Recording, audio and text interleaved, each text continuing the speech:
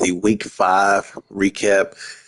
We had not that many user games, but um, we will do our incentive check first, and then we will continue from here.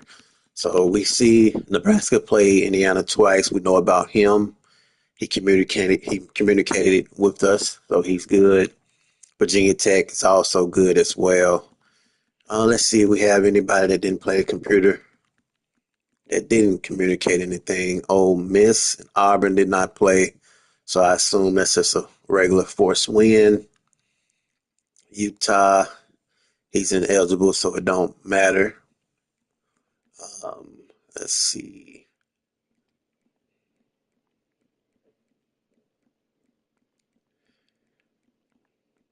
Miami didn't play the computer. I want to say he ineligible too. Let's see real quick. Miami.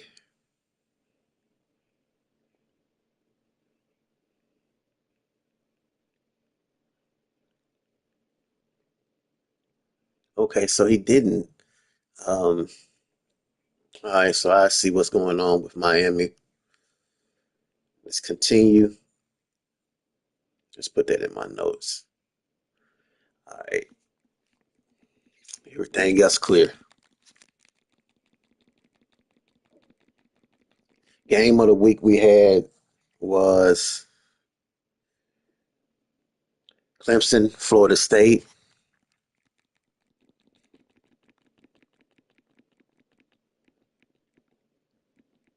Hey, where we at? Where we at? Clemson, Florida State. All right. Um, votes. Florida State won. I mean, in the votes category, 15. Clemson 2. All right, so let's go ahead and get started. All right, so as you can see, Florida State won this game 42-28. Taking a look at the first half, you can see it was 21-14 in the first half. Turnover race. Clemson also, Florida State outdid them in the turnover battle, 0-1. Turnovers really wasn't a huge part of this football game, but anytime you turn it over, it's always not good. So let's take a listen to see what Clemson had to say after this loss.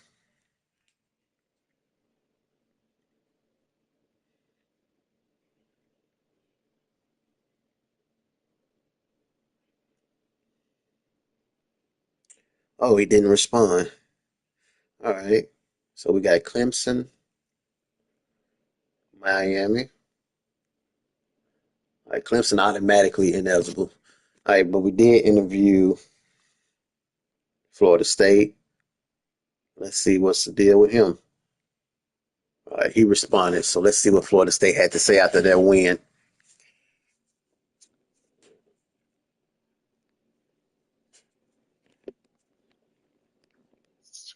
What's up, Stephen A? It's a great game last night. Uh, me and Clemson always usually have a close game. He came out with a really good game plan. It just tried to take away my deep ball, which what I was trying to go for early, but we ended up adjusting. Mouton ended up running for 200 yards and 4 touchdowns, so that was encouraging, especially since I haven't really been able to run the ball all that well, except for this season, actually. So, it's exciting going forward. My quarterback first couple games threw for over 400, and now to be able to run for over 200, it's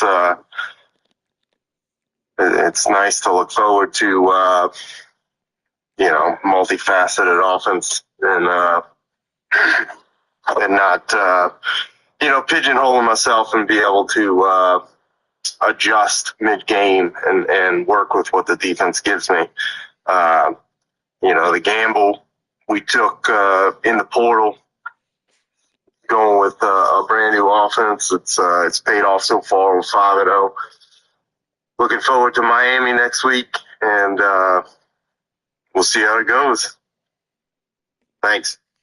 All right, so as you guys can hear, Florida State was able to bring in a lot of new guys into that from that transfer portal, and they are undefeated right now, looking like they um, could be a potential championship team.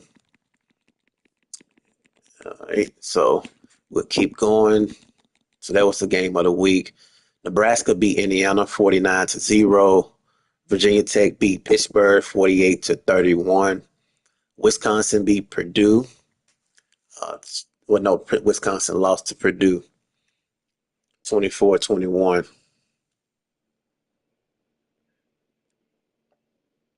Let's see something. Okay. Um,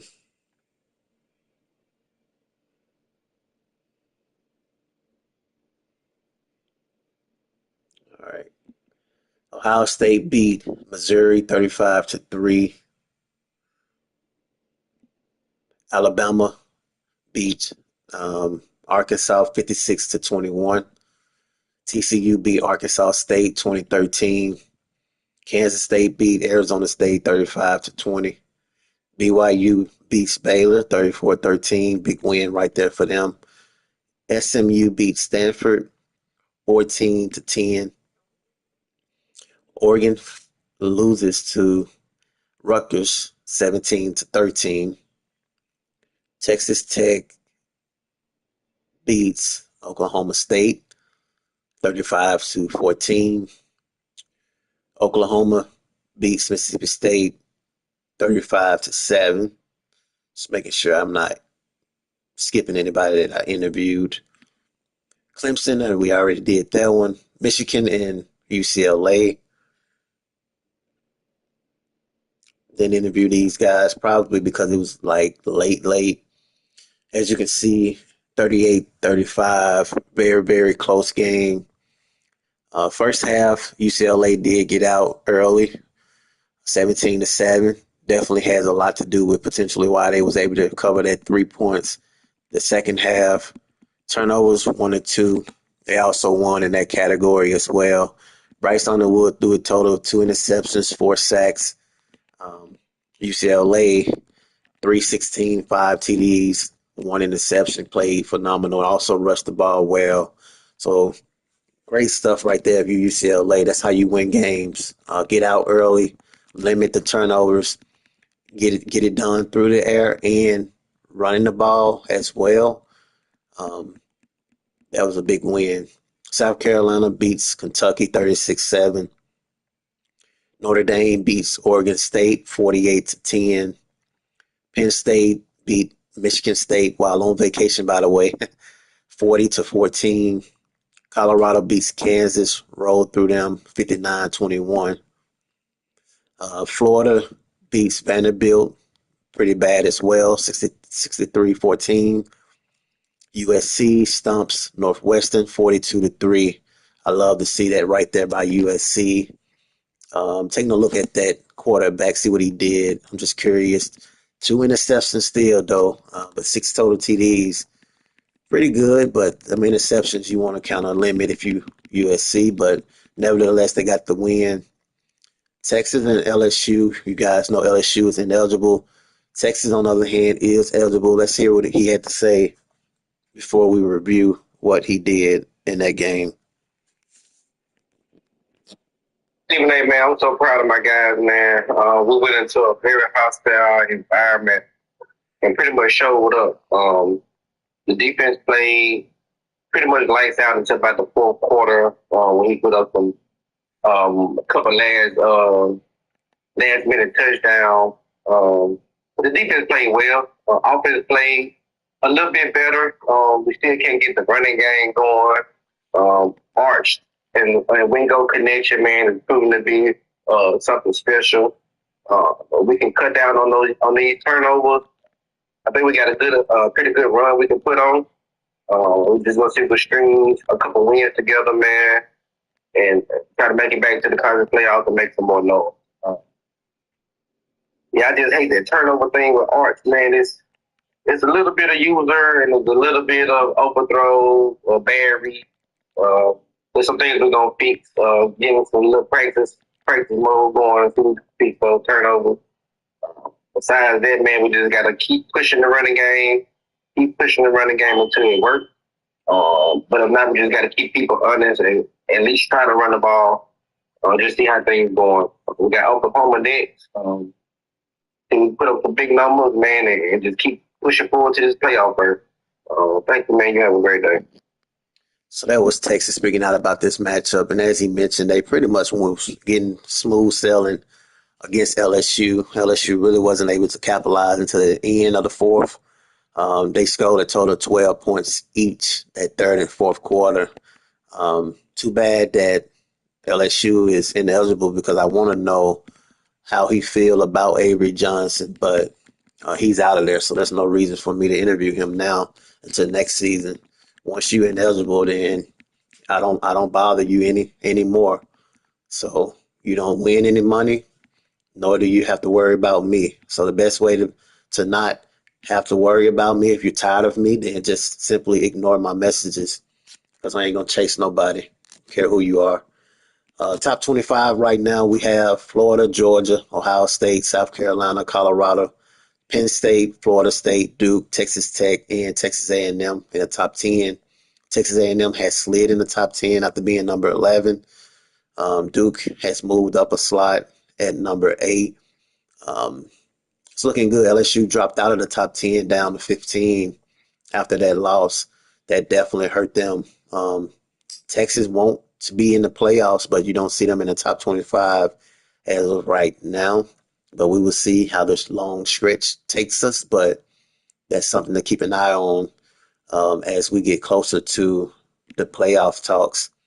Conference standings, we'll see if anything has changed.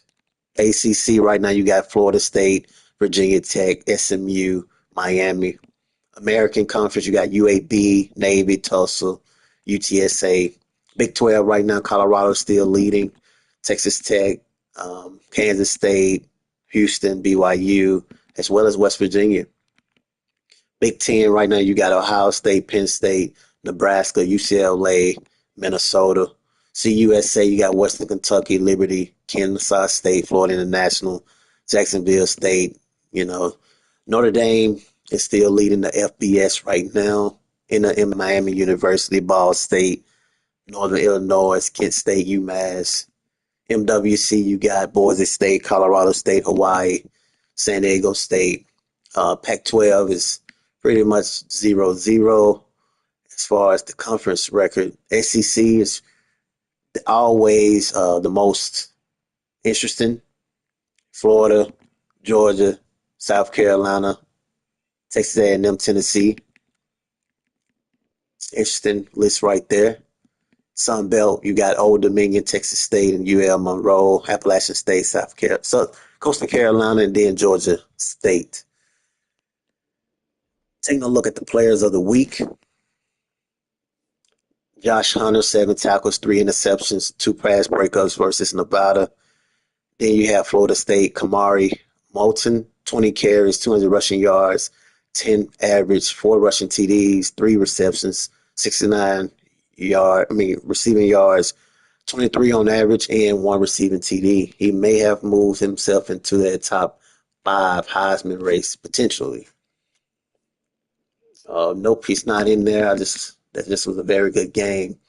Vernell Brown has moved in the top 5 wide receiver sophomore.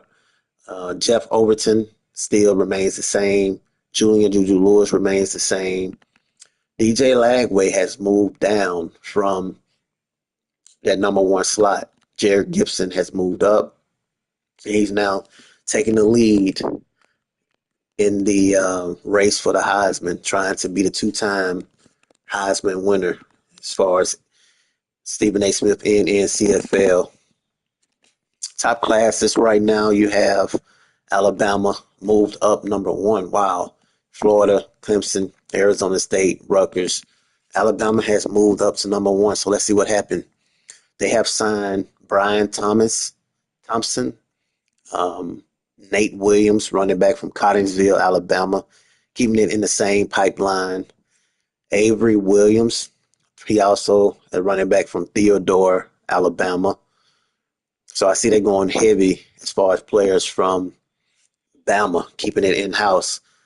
Then you have Florida moved up as well. Any notable signings? Tremaine Davy, right tackle, 6'7", 319, huge right tackle right there. The kid is big. Clemson, Arizona State, Rutgers, SMU, LSU moved out of the top five. Texas A&M trying to slowly creep up um, into the recruiting. Colorado still remains down right now as far as recruiting go, but we'll try to make some shake after this week. Taking a look at the games of the week for this week, we have starting out with Texas A&M and Ole Miss. Right now, votes are. We also interviewed Texas A&M, by the way. Um, I'm gonna give you guys that video shortly, but I'm gonna give you guys the game of the week. So we have Texas A&M and Ole Miss right now. The voting poll is Ole Miss by 6 and Texas A&M 4. So it's 6-4, and Ole Miss is the favorite, and I definitely agree with that one as well. We could take a look at that real quick before we'll do it last. Games of the week as far as Nncfl, we have South Carolina and Tennessee. I'm going to go with South Carolina. I think that this is the year for them. North Carolina and Duke. I'm going to take Duke in this one. Duke definitely is here now, so I'm going to go with Duke. Clemson, Virginia Tech. It's going to be a tight one, man, but I'm going to have to take Clemson in this one. I feel like they're going to get the job done at home. Nebraska and UCLA, I'm going to take Nebraska as he is a playoff caliber type of opponent. So we're going to break down this NCFL game of the week, and then we'll get up out of here. So we have Texas A&M and Ole Miss. Texas A&M is coming off a bye week, and I feel like Ole Miss is going to win this football game. When you take a look at the offensive category, you see Ole Miss is one of the top as far as offensively in the NCFL. What's that top 10? 1, 2, 3, 4, 5, 6, 7, 8, 9, 10. The top 10 offensively.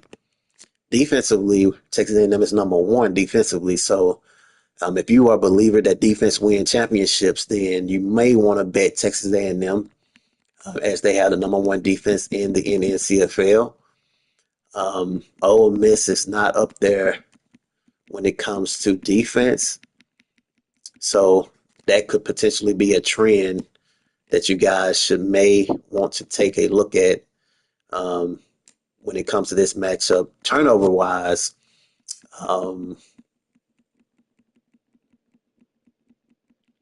well, they about the same when it comes to turnovers. So it's just really about what do you believe in? Are you going to go with the better top 10 offense, or are you going to go with the number one defense in the NCFL? I believe that offense sell tickets. Defense do win championships, but when you turn the ball over as much as this quarterback has done, it's kind of hard to root for this team because the defense is going to stay on the field more than Ole Miss. If Ole Miss can manage the clock and just play mistake-free football, expect them to be able to win this game because Eli Holstein, he's bound to give you opportunities if you're Ole Miss. I did interview Texas A&M as far as this quarterback, and we're going to play his video, and then we'll get up out of here. Appreciate you guys, man. We will be back for the week 6 game of the week, and we'll have those guys interviewed again. Peace.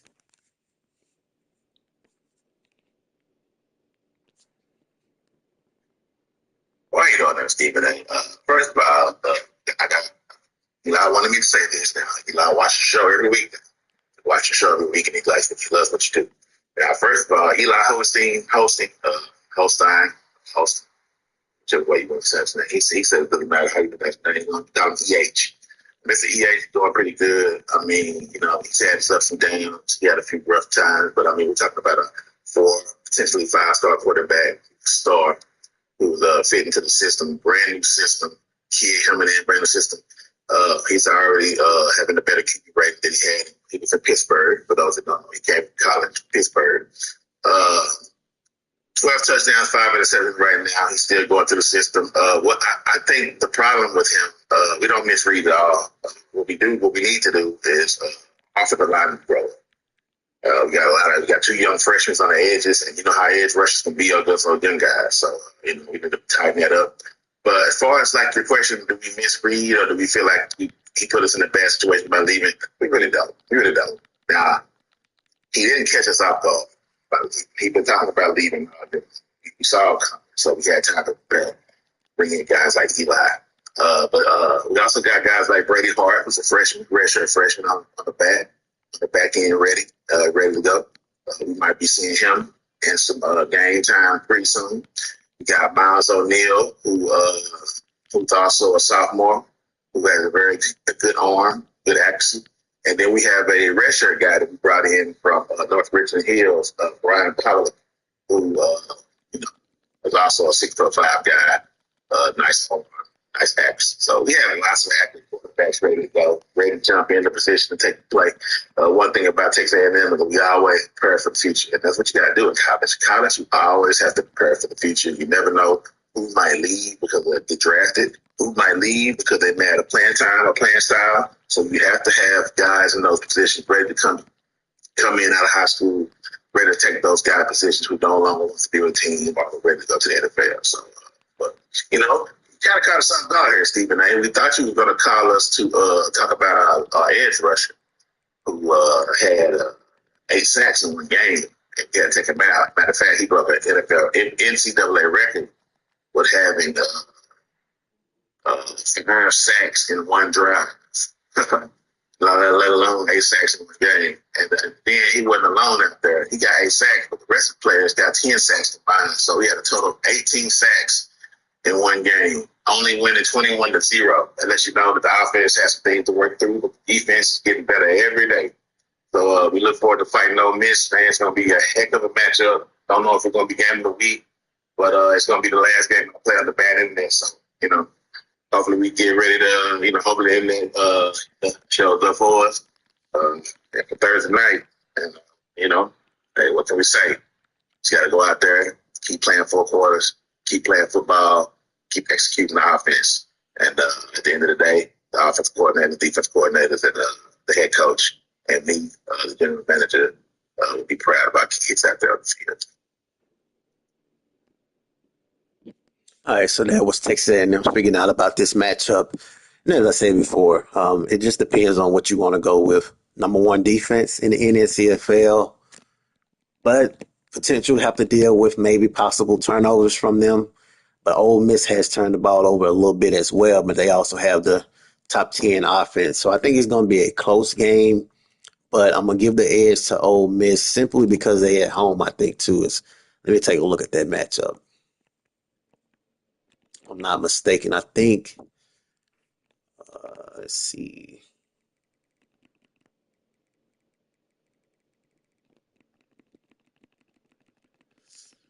Let's see. Yeah, then they on the road. So, yeah, I'm going Ole Miss.